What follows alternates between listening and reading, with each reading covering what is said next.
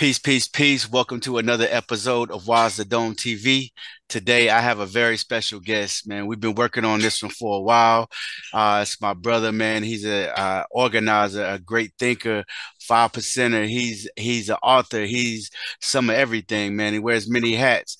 Peace to the God, Royal Star, Allah. Peace to the God, Rakim Shabazz. How you What doing? is up, son of man? Yeah, we finally made it happen, God. We finally made it happen, man. It's a pleasure to have you on, bro. For sure, for sure. It's an honor to be here. It's an honor to be in a lineup that is prestigious because Mm. you've been putting in work and you've been putting brand names. If you happen to be in the underground, you've been putting in work. So it's an honor to be here. It's an honor to have you, my brother. So let's get from the let's go from the beginning, man. Everybody's first time here. I like to ask them, uh, what sparked you to get knowledge of self and get on your path of self-realization? All right, so I thought about this and I know I need to set it up with context, Hmm. okay? Because my family was one of the few who could see opportunity in a place called Alieska, Hmm. right? So I'm going to put that symbol up if the Hmm. computer will allow me to. Hmm. And I, because of my experience in Alieska, I tend to use as many indigenous names for locations as possible on this colonized land that was formerly called Turtle Island, that we now call North America. So, because my family was a part of the second wave of the Great Migration up north, Hmm.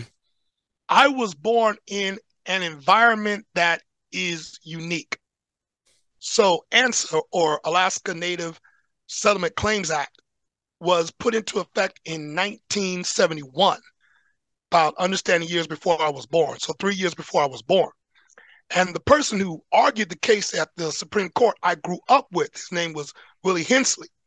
So what they did was cede back to Native semi-sovereignty, because it's still like a glorified Dawes Act from Hmm. 1887, which started the reservations, Hmm. 80 million square miles. Mm. So Native people have economic power in Alyeska or Alaska that they don't have here in the lower 48. They have a presence there that they don't have here in what we call the lower 48. What does that mean?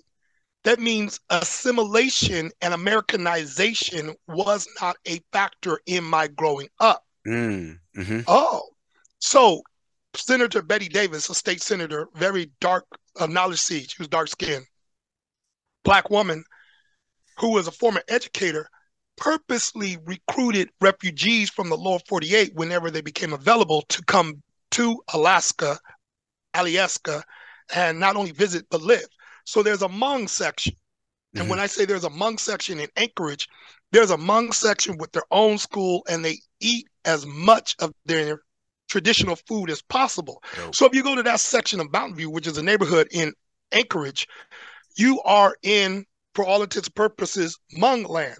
There's Hmm. a Sudanese section. There's a Somali section. There's a Latin section, because I know they go between Latin and Latinx section.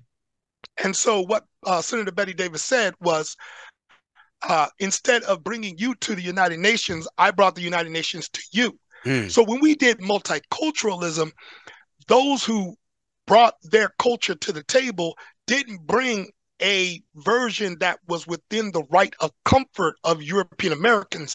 European Americans, where I come from, learned to adjust to original people rather than the other way around.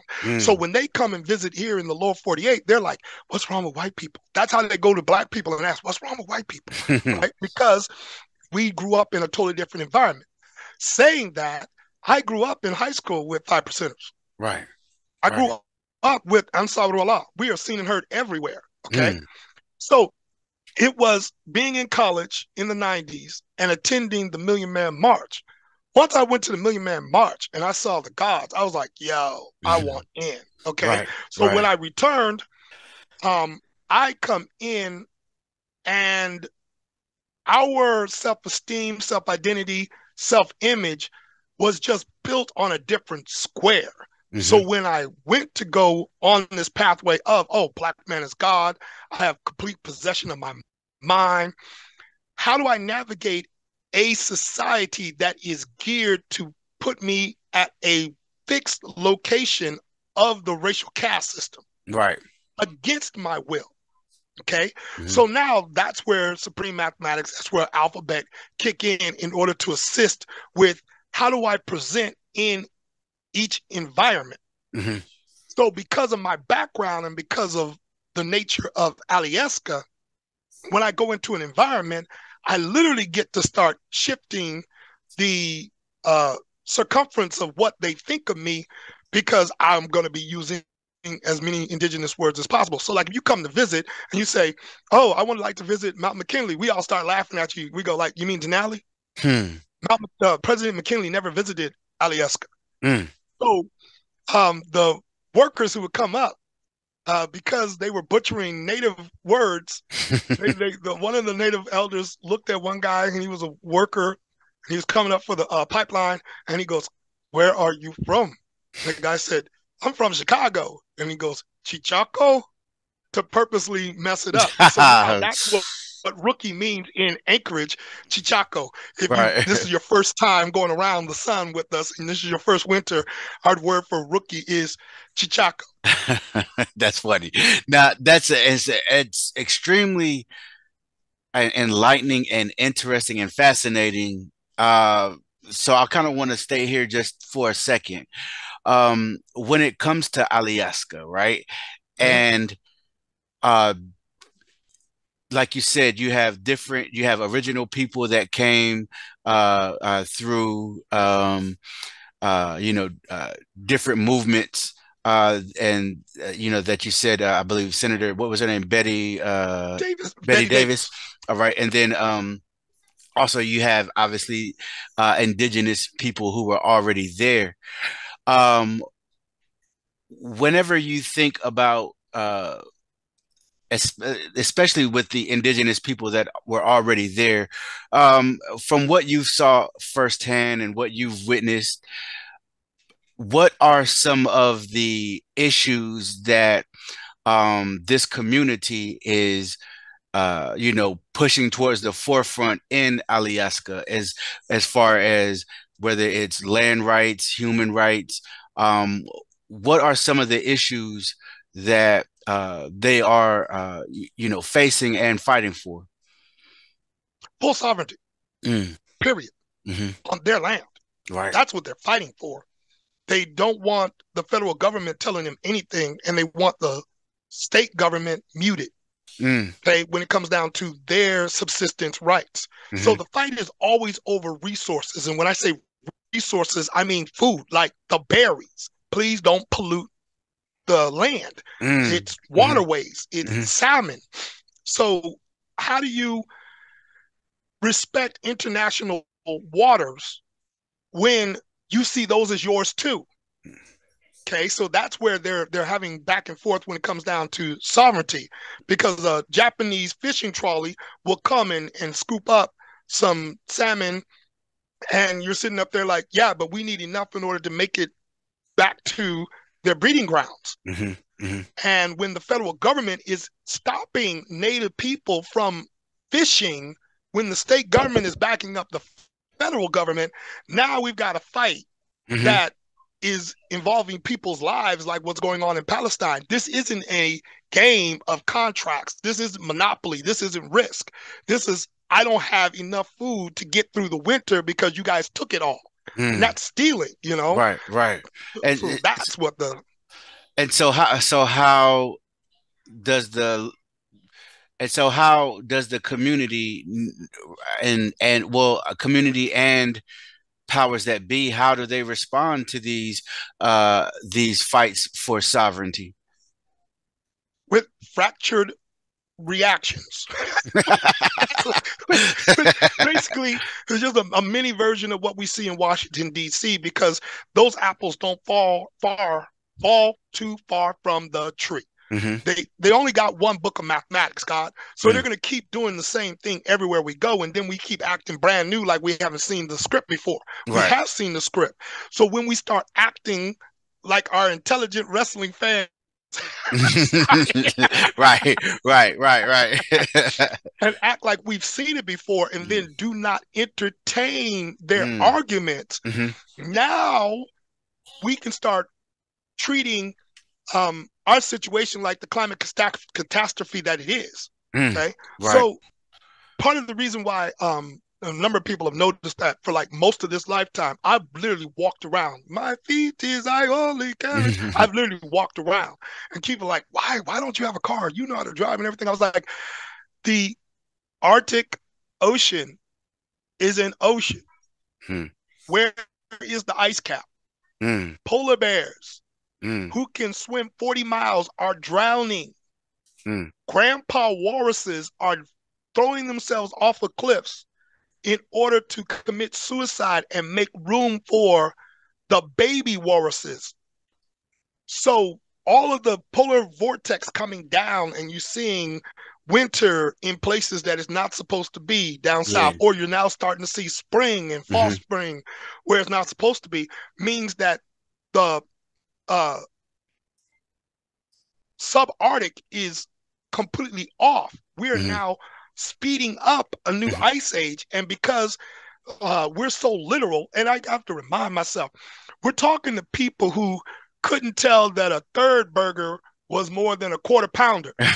Okay, right? We're dealing with, like Neil deGrasse Tyson would say, scientifically illiterate, Right. and until it is visceral to them, Hmm. they don't really know it's happening. Yeah. So that's that's part of what we're Yeah. dealing with. And that's a heavy point because we do talk about the effects of uh capitalism on the environment, and we talk about global warming, but in a place like Alaska and in northern Canada and these places like how you mentioned, it seems there's a unique set of issues that these environmental issues cause. And whenever we think about indigenous culture, I just wanted to ask you this because in the lower 48,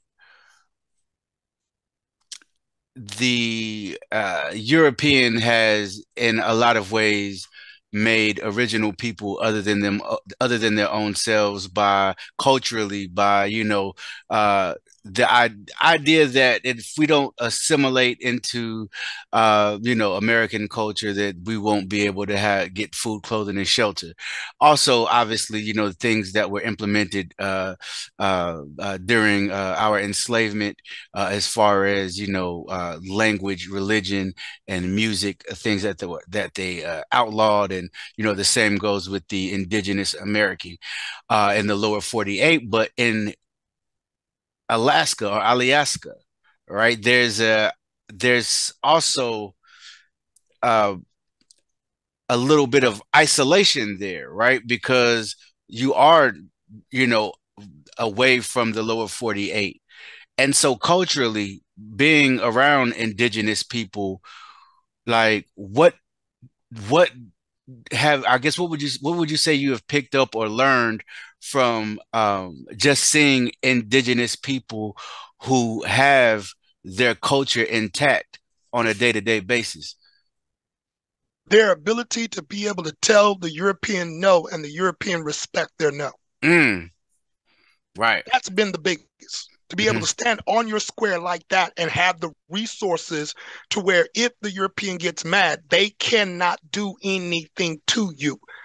Right. Okay. Right. So the environment um helps. Hmm. When it's negative 15, like Hmm. all last week, it was like negative 17, negative 18. God, how you gonna argue with me? What you gonna do? Right. Go outside for a walk? I gotta see this. Okay. Okay. Right. Right. Right. Right. So so the environment helps mute a lot of the rage that European Americans have. Mm, Okay. mm, So hmm. that's one. The second one would be access to resources. Hmm. So not only do they know how to um, subsist off of the land, and Europeans, not you and I, not know how to find resources or how to um, ferment food so that you have stuff that you couldn't eat beforehand. Now it's digested by fermentation for you to be able to eat, to have that kind of skill set. Because of the oil pipeline, there's a payout twice to the, like, one to the North Slope borough and then to the city of Valdez. The other one is to the state and then to the feds. So the 12 corporations that are built off of the ANSA receive money from the oil companies. So they have their own currency that they then deploy using native values. They don't even think about meeting the right to comfort of the European. So they have their own hospital. And when I say they have their own hospital, their own nurses, their own surgeons that they've developed over 2 generations now. Wow. And they will fly their elders from the bush into Anchorage and then fly their elders back. And they don't charge anybody. Well, they charge Medicaid and Medicare and the federal government. Yeah. But they don't charge their own people for providing health care to their own people. Wow. So it's commendable. Wow. And then when they have their programs, they will go out and do their own canvassing and do their own, they've got their own means of being sovereign people. So that becomes a source of identity creation, and that you just don't have here in the lower 48. When we scrounge and go to a job, you know, just over broke, we get 24 cents for every dollar that the white people bring in. Right. Okay, and that's last quarter. That's not 2 years ago. That's not 10 years ago. That's like last quarter in 2023. Those are current numbers. So then when we're having a conversation within our community about freedom and how we get free, we're really having that conversation within slave quarters. We're not having that conversation on land that we are supreme upon. Right. Right. Wow. Wow. That's deep. That's deep. And one thing that I remember a while back, but I remember you had a campaign out there, because I wanted to ask you about some of the organizing that you were doing out there. But if I recall correctly, one of the things that you were organizing around was hunger, correct? Oh yes, in child hunger. Yes. Yeah. I remember that. I remember that. Right. So that was a big campaign. I threw a lot of time, talent, and energy into that because under Obama, one of the UN goals was to address child hunger worldwide by 2015. And the United States, of course, was behind in meeting its goals for addressing that. So statewide, I was able to go on a hunger strike in 2012 because there was a gap between what parents could pay at the school lunch and school breakfast program and what the federal government reimbursed. And there was a gap of like $1.9 million.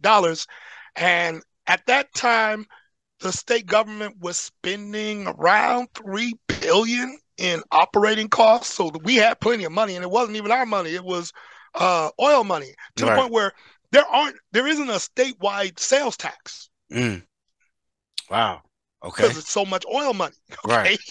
Right. Wow. So we're looking at the Republicans like, yo, so this is like the third time that we brought this bill in front of you. The first 2 times you shot it down. What's your problem? What's your malfunction? Did your mama not love you enough? Where you don't want to feed children? What the hell is your problem, Right. Because once that gap was solidified, the reimbursement would kick in and it would take care of itself. So it was a win-win situation. But I ended up having to, and I started on Bob Marley's birthday, February 6th, and I went 28 days. I lost like 40 pounds. Wow. On a hunger strike. And those who were my open enemies inside the state were completely taken aback by my political acumen. So they saw basically a poor righteous teacher. They saw somebody with no resources. So when I was able to start enrolling people in the hunger strike and asking them to go to 1 meal a day while I was doing an absolute fast, when I found Sikhs who took me into their house in order to teach me how to fast and to go to chambers with me and sit next to me in all white in lotus position. It was beautiful television. Wow. When Wow. we had two protests, I'm thinking now, we had 2 days of protest where I had people out in the cold protesting, because this was February, out in the cold protesting in Juneau, Anchorage, and Fairbanks, the 3 largest cities, at the same time. Wow. So you got 3 news programs that are Mhm. covering in those 3 cities twice, Right. Right. along with phone banking kicking in and letters. So they were completely surprised that someone with no money and no votes and no name was able to corral them to the point where we left there with not 1.9 million but 3 million, because Phew. we had 10 schools that had experimental gardens attached Wow. to them in the Wow. program. Well, So that's amazing. That's amazing, God. And I remember that, just that time. And you're always organizing or having your hand in something. And just, I just wanted to commend you and salute you for that. You know what I mean? Because it's one thing to obviously talk the talk, but you talk the talk and walk the walk. So again, you know what I mean? Yeah, yeah, definitely appreciate it, God. thank you very much, son of man. No doubt, no doubt. I wanted to. All right, so we're kind of going uh go in a different direction here for a second. I Okay. was watching a recent podcast, and the discussion touched up on Taylor Swift's portrayal as the girl next door, and it highlighted the troubling perception that Black women are often viewed as less innocent and less human. This underscores the enduring societal hierarchy where whiteness is considered the norm. What are your thoughts on this idea of whiteness as the standard, requiring others to actively fight for the recognition of their humanity, especially being someone uh, who was born in Alaska around indigenous original people, um, who, like you said earlier, they don't they talk to him different, you know what I'm saying? But like, so what's your idea of that? Because I think it may be a little bit different than somebody who may have um grown up in the lower 48 states, but your idea of whiteness as the standard, you know what I mean, and everybody else having to fight for their the recognition of their humanity. All right. So one, yeah, these are big questions. Um, there has to be a healing journey that original people choose to go on where we decenter whiteness, Hmm. meaning that Europeans become one of the human families. They don't become the definition of what a human is. Hmm. The very first thing we end up having to accept is that colonization was not civilization. Right. But we'll walk around as if that's true, just like we're walking around as if Mr. Biden isn't a psychopath. Right. How that man is able to go to sleep right now Right. with what's going on in Genocide Gaza Joe, is man. absolutely amazing, right? And then has the Mhm. nerve enough to show up at a black church where Right. people were murdered. You Right. are bold, Right. Right. right? Right. You're Right. bold, all right? So, I mean, in the black community, we say emancipate yourself from mental slavery. In indigenous communities, they say decolonize. In European American communities, we say deconstruct, Hmm. because the colonizer can't decolonize. That is your culture. Mm. Okay. Hmm. That is your culture. Hmm. Right. And so the very first thing that I tend to do is try my best to control language. That's why I say European American. And that's when they say, wait a minute, huh? No, I'm just white. No, you're European American, because if I call you white, now we're talking in the terms of the racial caste system, Yeah. Yeah. Yeah. right? And Hmm. then everything that comes along with that. Okay. The second thing that we end up doing is allowing European Americans to feel racial stress. Hmm. I will allow you to know that one, you are not going to kill me. Right. That becomes the number one Right. situation. Right. Okay, because they have that threat of violence. So when they Hmm. find out, because that's one of the things that going to the Million Man March kind of like got out of me. Look, you're not gonna kill me. Right. As soon as you start talking to them as if they have to show up, now they're in the defensive mode, and then I get to go and say, here are 15 characteristics of white supremacy culture, and play them out. And they are practiced at the corporate level all the time. So your definition of business, your definition of civilization, here are your 15 components. These are your cultural traits. They're like, no, no, everybody does it. Under duress, sir, Hmm. under duress. Mm-hmm. Okay. Right. I don't practice individualism because it's true. I practice individualism because I got to survive you.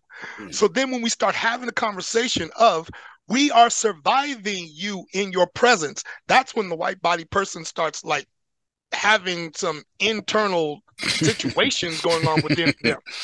Third, I work from the idea of epigenetics. Mm-hmm. Okay. So the cherry blossom experiment, for those who do not know, you will not be disappointed if you Google the cherry blossom experiment, because the whole purpose of that experiment is to determine if a experience in one lifetime is imprinted into the DNA in order to be transferred to children in a totally different lifetime, which goes on to say that individualism is a lie. Okay. Right. So with that pushback, now there's space for them to now say, okay, so what, who are you? Oh, you don't want me to start having that conversation. Mm-hmm. I am the original man. You come from me. There's something called dominant genes and recessive genes, and you're a walking set of recessive genes. Right. And now, Mm-hmm. what? Right. Huh? Right. Right. Yeah, and you know that's the idea of decolonization, right? When we think of decolonization, many think that it's just about decolonizing the land, which obviously it's that too, but it's decolonizing the culture, decolonizing your language, decolonize everything has to be decolonized.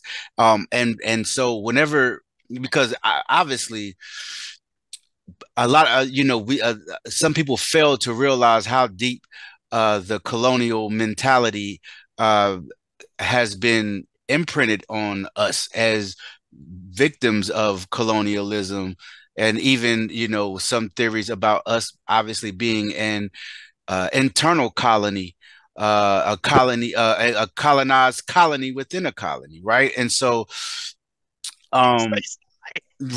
right, and so whenever you think of decolonization, how vast do you see the effort of or the movement of, all right, let me rephrase it. When it comes to decolonization, Uh-huh. how multifaceted is the idea of decolonization for it to truly be effective? Well, healing journeys are going to happen over and over again. Mm-hmm. All right. Mm-hmm. So what we really want is a capitalistic response, because that's what we're trained for. Mm-hmm. So most people know how to make the best choice of the choices that are given to them. That's capitalism. Mm-hmm. They don't know how to create a choice. Right. Okay. So we're looking for a linear line, or linear line. That's being redundant, Royal Star. We're Mm-hmm. looking for a line where it's just cause and effect, Mm-hmm. where we can literally see, okay, here's the problem, here's the solution, here's the pathway to the solution. That line, for those who did not see that, is coiled. So it Mm-hmm. looks more like a conch than Mm-hmm. it does, you know what I'm saying? Yeah. A straight line. Right. Because you're going to spiral in it. So now you're going to go on your healing journey, and it's going to look like you're revisiting the same thing over and over again. And you're like, Yeah. wait a minute, but I thought I dealt Mm-hmm. with this. And we're like, Yeah. yeah, but now it wasn't uh, your hair texture. Now it's your skin tone in this environment. So now it's not your hair texture and your skin tone, it's your aging. So you don't look like perfect 32-year-old Clark Kent. Mm-hmm. So you're constantly moving away from the Eurocentric worldview and what they reward. Right. And then you're saying, okay, now I'm in outer space and I don't see where I'm going to be able to get a dollar. Hmm. And that's when you actually have to start crafting the support networks that you need that are outside of the capitalistic system. Right. Okay. Hmm. Because otherwise, you do have to play the game of, well, Taylor Swift is the woman next door. Even Hmm. though she ain't next to you, she's not a Right. part of your And neighborhood. she's I live in 34. a segregated city. What are you talking about? Right. You know what's funny? You know what's funny? I saw like like those crime shows, right? Like a crime documentary, I mean, and Yeah. it was these wives that like off their husbands, right? And it was what caught me though was it was like the first one was this white woman that you know off their husband and ended up, going to jail for it a few years later after they, mounted evidence on her. But what the the commentator was saying, uh, like, if you look at her, she looks just like the woman next door. Like, this is not what a killer looks like. And I'm thinking, to who, right? Correct. Because when we when we think about uh our enslavement and everything post enslavement that has been to the detriment of original people, this idea that white women weren't involved with that is silly and asinine. You know Right. what I mean? You know what I Casual mean? Killing Act of 1669. Mm, Casual Killing Act of 1669, borrowed from the English. mhm. And it was because you have all these, forgive my terminology because of Bob Marley, half breed Pekingese running around, and the white women are murdering our ancestors Mm, at 3 and 4 years old by boiling hot water, mm. by figuring out creative ways to destroy the black body, and then being given another slave child as if they hadn't killed and murdered the previous child. And that's written into the law as if nothing happened. And you're sitting up there like, these people are not sane. Right, right, Okay. right, right, right. That's and what was the name of that act again? Because I'm going to look that up The later. Casual Killing Act of 1669.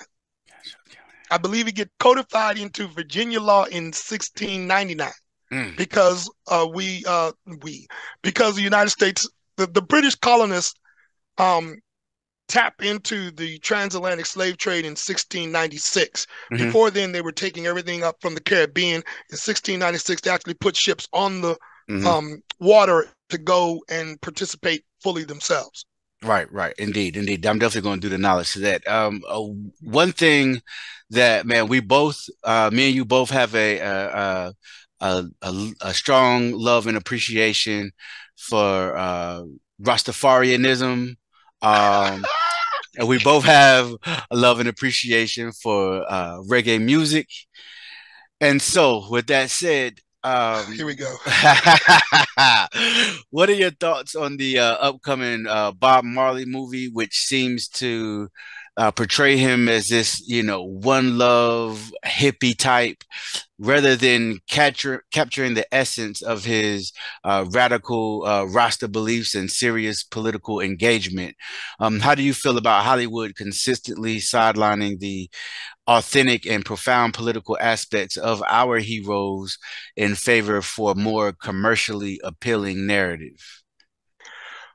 Oh my goodness. Okay, so because of my historical bent, my family does not watch historical movies with me. I think the last movie was Red Tails, right? Yeah, yeah, And I'm watching Red Tails with them, and they're playing basketball. And I'm like, this is World War II. And my family's looking at me like, yeah. I was like, we played baseball in World War II. We Facts. played basketball in Vietnam. Yeah, And they're like, yo, dude, it's a movie. I was like, get it right. Okay. right, right, right, Right. So right. I remember when I was small watching Gandhi with Ben Kingsley, Mhm. and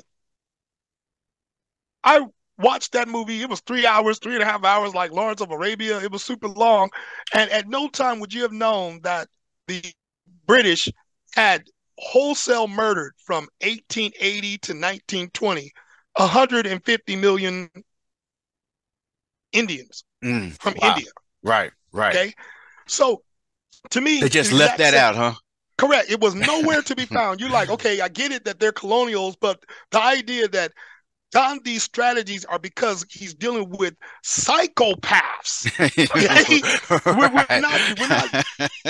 So that's part of it. Is like, how do you tell the Bob Marley story without the independence movement driven by Rastafari? So if Hmm. he's born in 45 and the city of Jamaica doesn't get free from the crown until 61, that's most of his childhood. Hmm. How do you now communicate how British people were envisioned within the black mind, Hmm. Right. okay, in a way that the British people can understand in order to keep accepting these one love platitudes from Bob Marley when none of these songs are platitudes. He's doing hoodoo on stage, but you don't know he's doing hoodoo on stage. Right. Okay, Right. right? Now, if you know hoodoo, then you're sitting up there, oh man, okay, get it, right? Hmm. Holy Ghost dance and everything. I mean, he's Hmm. literally doing church on stage. Hmm. Okay, so the idea that get up, stand up is against the Vatican. And they're Right. like, wait a minute, how? No, it's just against, Christianity and evangelical Christianity hurts me too. Okay. The idea that he thought that Malcolm X was a lot more, Bob Marley thought that Malcolm X was a lot more cogent and intelligent and wise than Dr. King because he's sitting up there, why are you letting the people beat on you? Hmm. Right? Hmm. The idea that for all intents and purposes, Bob probably shot that sheriff. And we Right. just don't have, I mean, they are walking around like, no, I thought it was just a song. He was being creative. No, every song has a story to it. Okay. Facts. He was a Facts. Browning. So when he does this morning I woke up in a curfew, that was because Oh yeah, burning and they looting. burning and looting, right? Hmm. That was literally because he's in bed with Rita and they burnt the cops come in through the door. And the only reason why they don't get murked right then and there is because they see that Bob is half white. Hmm. And he knows that. Hmm. Okay. Hmm. So he's got this complex going on between Chris Blackwell is going to put me to the forward because I'm palatable to white people, but I don't want to be in front of white people. I want to be in front of black audiences. So now, how do you deal with that tension? Hmm. How do you show Chris Blackwell breaking up the Wailers? Right. Right. Because of that, literally Right. because he can see Bob, but he can't see Peter. He can't see Bunny. Bunny didn't want to travel anyway. And I don't know how they're going to present Peter because Peter was saying bumbleclot almost every sentence. Facts. Okay, Facts. right, Facts. right. So the British tabloids viewed Bob Marley as the wild man of reggae because he was having sex with all these white women. Hmm. So what do you do? What do you do? Because now you have all these white people who have bought into Bob like they bought into Nelson Mandela. And when Nelson Mandela slapped him down, they were shocked. Wait a minute, why are you talking to me like this? I've like sent you money and everything. I've given to you. You're in my heart and everything. And Nelson Mandela is sitting up there like, we have our own struggles, we have our own goals, we have our own vision, and we are not beholden to you. Same when it comes down to Rastafari. You can't find it. I mean, Sizzler, don't give me no white God. Don't tell Yeah. me anything wrong. Could a Mm. white God save me from white man It's one of my oppression? favorite joints too, man. Correct, man. Yeah. So when the young Europe here in Southern Oregon, right? Hmm. Because I mean, they couldn't say hooligan, so they said Oregon. Okay, Hmm. it's a hideaway, as far as I know. Um, there was Stephen came through with Anthony B. Hmm. And when Anthony B saw the white dreaddom, he started spitting on the dread. And the European Americans were like, why are you treating me this way? And I'm cracking up laughing. I'm like, he Rasta. What do you mean? Right. And they're like, yeah, I know he's Rasta. Like one love. I'm like, you get that one love No. See, is see, see, that's my thing. They they really see the Rasta movement as one love and like ganja, like right? Because like if you look at, I watched the trailer again, um, and right, because it kind of irritates me, but I just like I had to just make sure I'm not tripping, But like in the in the trailer, like one of the big parts of the trailer is like I guess some like roadie or manager or something white guy uh asked Bob hey you really got on the plane with all that ganja, and then Bob was like yeah but like this is what you are minimizing and marginalizing him to be, right? Are you going to mention Marcus Garvey? Are you going to mention Leonard Howell? No, Are you going to no, no. mention Paul Bogle? The Morant Bay Rebellion? Are you going to mention any of this? Leonard Howard called them devils. Right. No, bro, they're not. No, okay, right, that's the whole right, thing. right, No, right. that's the thing. So the idea that the rosters were the resistance movement, hmm okay, Anti-colonial movement. correct. Absolutely. It is the most Afrocentric, second to hoodoo. I mean, because they try and argue that. Well, I take that back because hoodoo doesn't have any deities. It's just ancestor worship, not just Kokai. Um, because Rastafari has a deity, meaning the emperor, hmm it is the most Afrocentric religion in the Western Hemisphere. Okay, so like the elders in Rastafari, I talk like an Englishman, I walk like an Englishman, I dress like an Englishman, but I'm not an Englishman. I don't want to do this. mm That idea that we don't want to be white, that white hmm is not the standard for humanity, hmm that's what they're wrestling with. We don't have to wrestle with that. Right. And as soon Right. as we allow our European American friends and family to wrestle with that, because I don't have to reconcile not being able to see myself as human. I can see me as human. You, European, you could not see a whole lot of people as human. I don't have to reconcile that. Mm. You have to. I Right. can't even help you reconcile that. What I got to do and manage is how much can you see me as human right now? And when the verdict is out, when I start questioning whether you can see me as human, now they start saying, well, you're being a reverse racist. How can I be a reverse racist when you're showing and proving to me daily with the current events of injustice that you cannot see people not see, get it, Nazis, not see people as Bars. humans. Yeah, yeah, yeah. Absolutely, absolutely, man. Nah, that's real. Gaining knowledge itself and I'm asking this for a reason. I'll tell you why after we build on it, but All uh right. gaining knowledge of self and elevating your self-esteem is obviously an important endeavor for people that have been told that they are less than, right? However, recognizing your humanity, your divine nature, may not necessarily translate into tangible improvements in the people's material conditions. In the contemporary context, how significant do you find organizing for a common cause in addressing the challenges of our time and bringing about meaningful change? And the reason I ask this is because, like I said before, white hegemony is a system that runs the world. We're not going to be able to peace king our way out of it. Right. So Emma Dabiri, Dabiri, um, did a book called What White People Can Do Next. Okay. Um, they are Black Irish. And when I say Black Irish, meaning their mother is Jewish, I believe, and their father is Black. Okay. And they grew up in Ireland. So Wow. they had a view of the United States hmm after George Floyd that was kind of different in distance.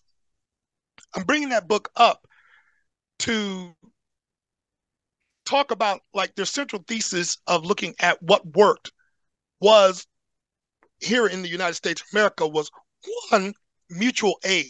hmm Okay, so like the Black Panther Party taking care of 50,000 households with the breakfast program and the grocery giveaway once a week. hmm Okay, as a tangible example in modernity of what they meant by mutual aid. The other part which drove the mutual aid, was the recognition that we were not physically protected, that we had to Mm. protect ourselves from blatant violence that was coming on a regular Since basis. Reconstruction was over. Correct, correct. Hmm. Because from 1886 on, lynching became exclusively the black body. It wasn't Hmm. Italians, it wasn't Jewish people, it wasn't Mexicans. It was literally the black body. Right. So with those two things, integration kind of muted our um, focus Mm. of Hmm. those two things being necessary. Hmm. So we try our best through proximity to mitigate the violence. And so if you know me, if you know that I'm a commissioner, if you know that I have degrees, if I have a nice car, if I'm dressed like you, if I'm through proximity, then you won't see me as a threat. But we're still managing white people as being direct physical, economic, and political threats to us. The resistance to us doing mutual aid has been new. That's literally a byproduct of integration. Right. So, what I struggle with reconciling is this number that I found in The Slave Coast by Ned and Candace Sublet. Okay. Okay. And the number is 3,929,557. That number was the census inventory of our ancestors enslaved. Mm. I have not watched 12 Years a Slave on purpose because I had to read that damn book three Me too. times in school. Hmm. Okay. Hmm. So the reason why I don't watch that film is because how is this American Negro on three plantations? He was originally from New York. He was a farmer. He could read the sky, okay, because he had access to Benjamin Banneker's almanac, but you did not run away. Why? Mm. Why did you have to be rescued out of enslavement and And then you write a book? right, and I also too in that book, which I haven't seen the movie, so I don't know if the movie shows it. He kind of, with him being a free African, he kind of had a smug attitude against other enslaved Africans until it happened to him. That's all of them. He Mhm. literally, at the beginning of the book, he's walking around as if he can dream like white people dream. And you're looking at him like, yo, man, Right, right. it's 1838. Really? Right, Well, right, how so I end up having to, unlike my European American friends and family, I have to reconcile why were 99% of my ancestors choosing to collude in their own oppression? mm. Why were they choosing to follow what white people gave them as their circumference instead Talking of, about like during integration and thing. I'm talking about doing everything prior to me being born. Okay. Yeah. Because the biggest thing from the civil rights movement, I was just reading President Joanne Robinson, and she was in charge of the Women's Political Council. So she taught Dr. King how to organize. And there were lots of abuses on the Montgomery bus line, Mm. including them, Hmm. Joanne Robinson when they came in 1949, but no one was organizing to do anything about it. And it literally had to have like almost a spiritual moment download where it became clear to her that the only way that things were going to change was when black people chose to change them, that there was nothing going on inside of European Americans that was going to motivate them to outgrow segregation. Yeah. So so the question that I end up having to reconcile myself to is, why do we not continue operating from that paradigm Right. that we are what is driving the definition, which is Yeah. what James Baldwin said. The European American is defining themselves as not us. So when we change our behavior, they change their behavior because they're trying to be a parasite on our culture while defining themselves through violence as, well, I'm not getting treated like that. Yeah, absolutely. That's definitely that's profound, man. And also, me and you, we share a lot of book titles with each other. Um, what, but as somebody who's an organizer, somebody who has knowledge of self already and for years, months, and days, why is it important for you personally to continue to educate yourself, whether it be on things that are happening currently or things that happened in the past? You're somebody that continues to find value in our story, find value in our liberation movements, uh, to find value in the story of what went right, what went wrong. But for you, like, why is it important to continue these studies? You know. John Hope Franklin, um, when I got access to his textbook, Mm-hmm. okay, um, and this was in college, Mm-hmm. he said that if you understand your history, there's no way you do not become an activist. Mm. Okay. So once you actually, and there was nothing that prepared me to actually read the actual words of Mm-hmm. our ancestors, Mm-hmm. because from 1827 on, we pretty much have a written record. Okay. Right. Once I got to read what happened, I mean, especially after David Walker's book. Oh yeah, the David Walker's appeal. Yeah. Yeah, Right, right. man, it fire you up, right? Right, right. Yeah. To the point where they killed that man. Yeah. Okay. Crazy. We don't know if it was poisoning. We don't know if he was sick because of his daughter being sick. Hmm. Okay. Call it whatever you want to. All we know is there's a dead body. All Right. right. On 6, 1830, on his front porch of his business.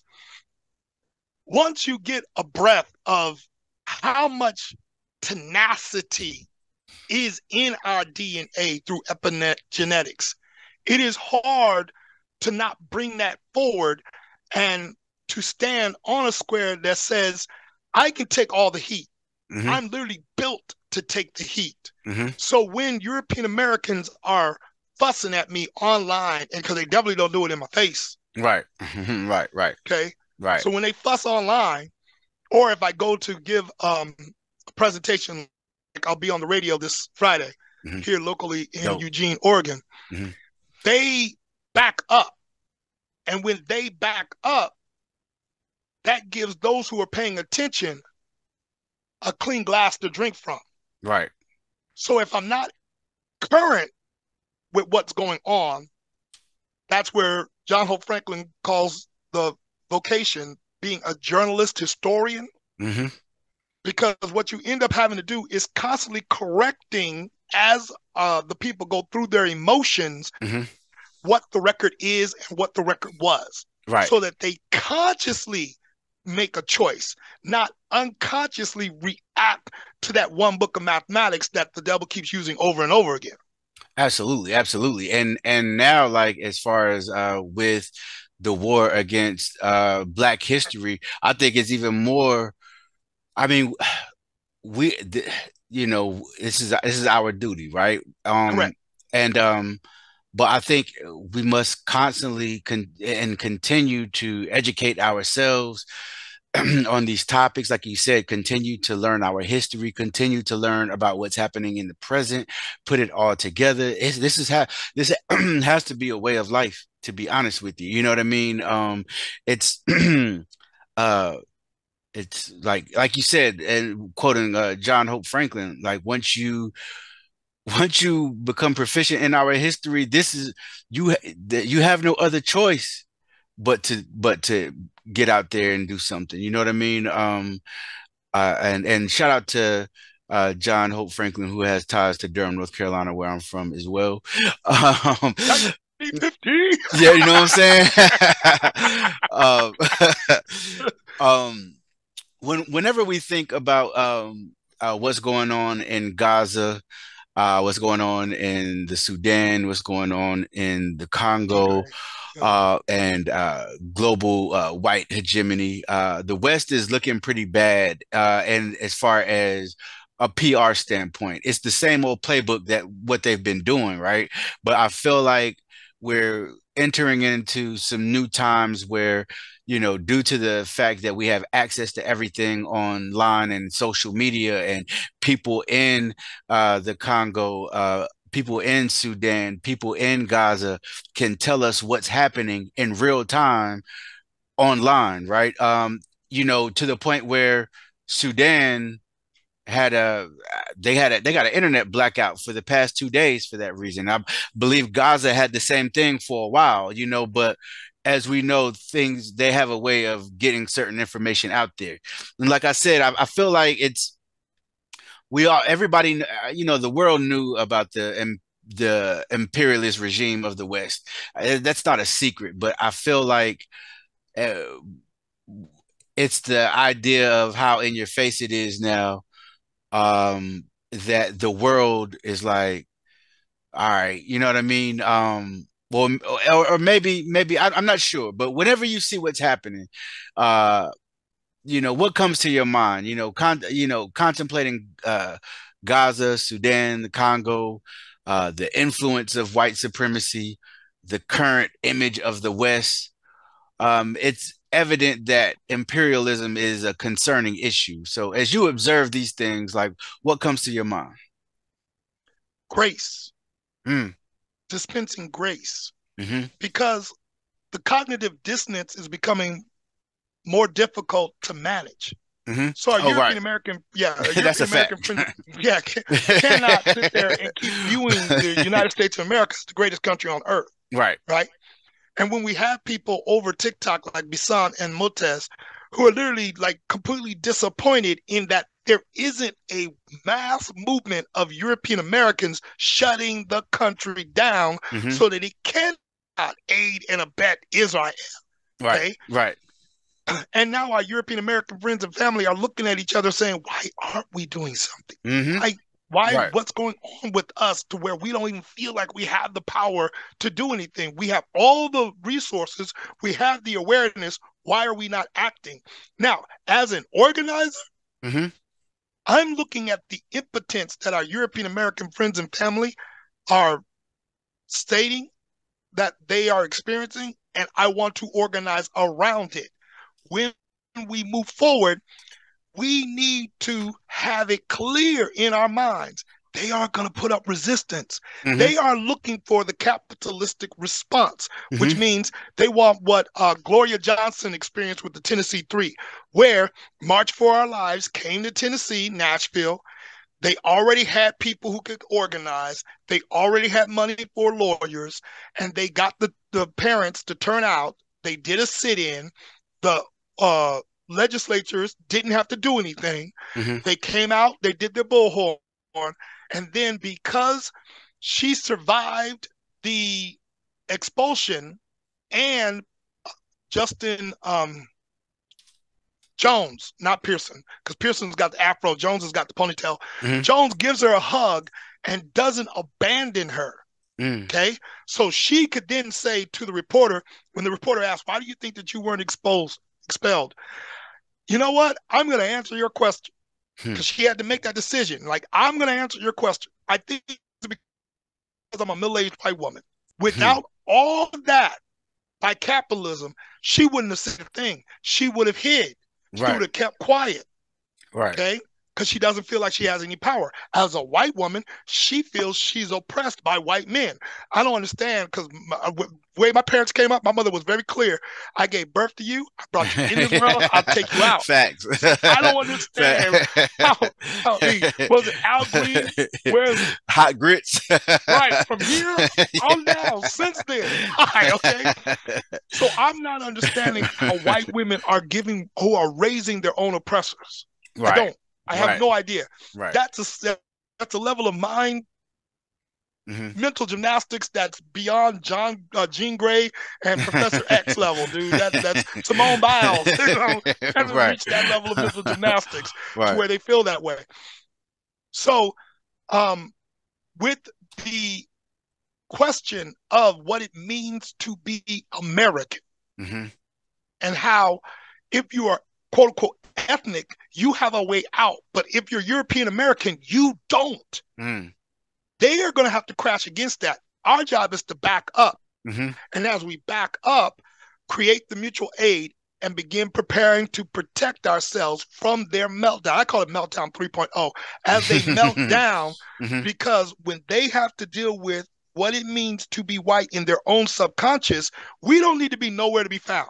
Right. Okay. Right, Asian right. West That Asia, we that now that don't call sound Europe. safe. Right. Yeah. Not even, it's never been safe. It's never Facts. been safe. The Facts. most dangerous place for a black man to be, black woman to be, black child to be is in the imagination of a white person. Mm, mm. Whew. All right. So these two right here. Um, Oh, the books. yes, Beyond the Epiphany, I'm woke. Now what do I do?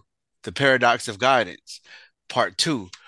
What inspired you to write these, and if how can people get a hold of these if they're Okay. interested? Right. So what inspired it was attending in 2019 Mm-hmm. the Beloved Music Festival. Mm-hmm. So there were four multi-ethnic femmes who had seen me in Southern Oregon, saw how I was talking, saw how I was moving, and they invited me to come in as an elder. It was the first time, and hold space inside of a BIPOC sanctuary. Mm-hmm. They had attempted at an um, Afrofuturism festival to do a BIPOC sanctuary, Mm-hmm. um, but it failed because it was black people organizing it, and they had to yield to European American right to comfort. Right. Where at Beloved, it was done by European Americans because at Beloved 11, they're like, yo, we've been doing this for 10 years. How come the only black people here, no matter how much positive vibration that we send out as hippies, the only black people here are the ones that we paid to play music for us? Mm. So they decided to engage in some strategies in order to bring black people in. Mm-hmm. One of those strategies was the sanctuary. Mm-hmm. So I held space inside the sanctuary, and what I saw was black people actually open up, and how much genius is spent dealing with the white gaze, Yeah. Yeah. dealing with and protecting themselves from the microaggressions, Right. how we have to handle and interact with white people. Right. Right. Right. So after that experience, I wrote When and Where We Feel Safe, which was my memory of going to Beloved. Mm-hmm.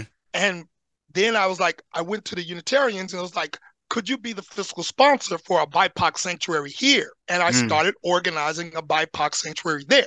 Now, Nice. as soon as you start doing something like that, the white people look at you and they're like, why do you want to separate from us? Isn't this reverse racism? I thought integration was good, but you seem to want to like separate. Mm-hmm. And I sit there and say, there needs to be sanctuaries for black people to escape whiteness. And there Absolutely. need to be racial trauma centers for European Americans to reconcile what has happened here in North America. And Mm-hmm. I don't want to be there when you guys have that reconcile. Right. So those two books are meant for European Americans. Mm-hmm. Okay. Mm-hmm. So the epiphany is, oh my God, I've been treated like a white person all the days of my life by white people and black, brown, indigenous persons of color, which is just a fancy way now of just saying not white. Okay? Right. Right. And then the paradox of guidance is that because European Americans feel trapped as white people, they really look to black, brown, indigenous persons of color to get them out of the trap that their ancestors left for them. Mm-hmm. And if we don't treat them as if they aren't open oppressors, they don't know how to interact with us. So the books are for them. Yeah. Now, when it comes down to dealing with us, I have a totally different conversation, but I don't have that conversation publicly. Right. Right. No, absolutely, man. That's dope, man. And so Royal Star, brother, it's always a pleasure to build with you. But this has been extremely dope. We got to do this again, man. Can and will, brother, man. Can and will. No doubt, no doubt. So let everybody know how they can find you on the socials. Gotcha. Mm-hmm. So you can go to RSA Defiant on TikTok.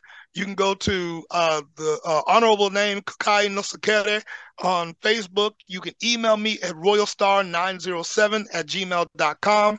And yeah, those are the primary ways to get in contact with me. Also, too, man. Before we go, like I know you did a lot of teaching on TikTok. What happened? Didn't like and you got your account started getting real big Yeah, and they started asking them accounts left and right. Like what happened with that, correct. man? I What lost I happened? lost I lost 14 accounts in 16 months. Hey, they vicious over there, man. They vicious. They vicious. I've gone viral on lives for TikTok like many times. So the conservatives know who I am. They can't stand me. Right. Um, They're so probably yeah, the ones reporting it, right? correct, left and right. I get Yeah. mass reported right now. The public account that I have is mass reported. The private account is RSA Master. Okay. Um, so yeah, For sure. For that's sure. what's up, man. All right, no doubt, no doubt, no doubt. All Well, right. again, peace, God. Thank you for coming through, Peace, brother. Almighty. Gracias, son of man.